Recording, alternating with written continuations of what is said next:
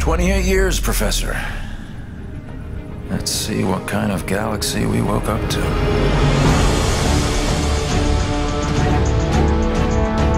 We had a very specific story we wanted to tell, and in particular, new characters that we wanted to introduce. And I think RTS players have higher expectations from story, and we wanted to make sure we did that in the strongest way possible.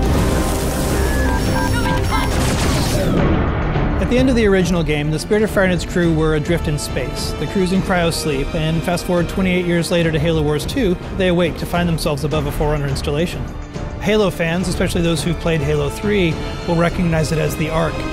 It's the largest and most powerful of the Forerunner creations, and it's also the birthplace of the Halos. It's literally the place that made all of the Halo rings, so that's the kind of power that's contained there. The only connection they have when they wake up is a small signal, one emergency beacon, that's coming from the surface of the Ark down below.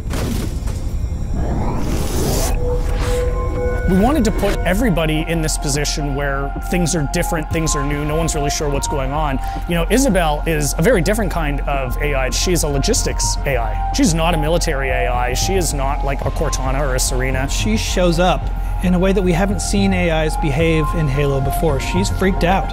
She's seen all of her friends die. She's seen her outpost destroyed. She's a little trepidatious, does not want to stick around. She warns them that something bad is still on the Ark and that they need to run away.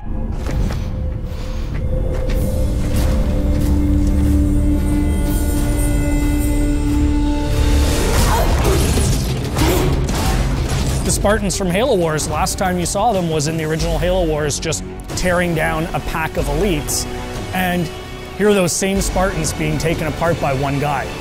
Who is this guy? They meet Atriox for the first time.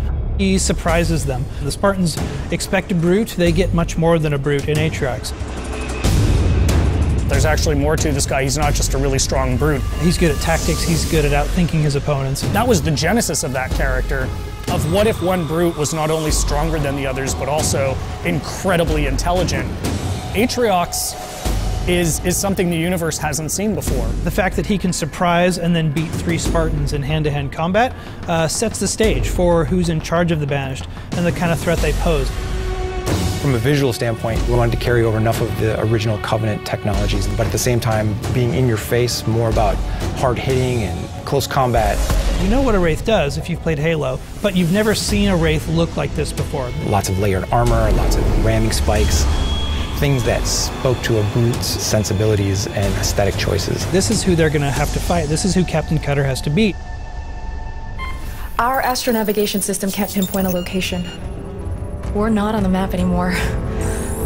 But as the captain of this ship, he is 28 years out from his last set of orders. Like, what do you do when you are supposed to report into this hierarchy, but you literally haven't seen them for almost 3 decades?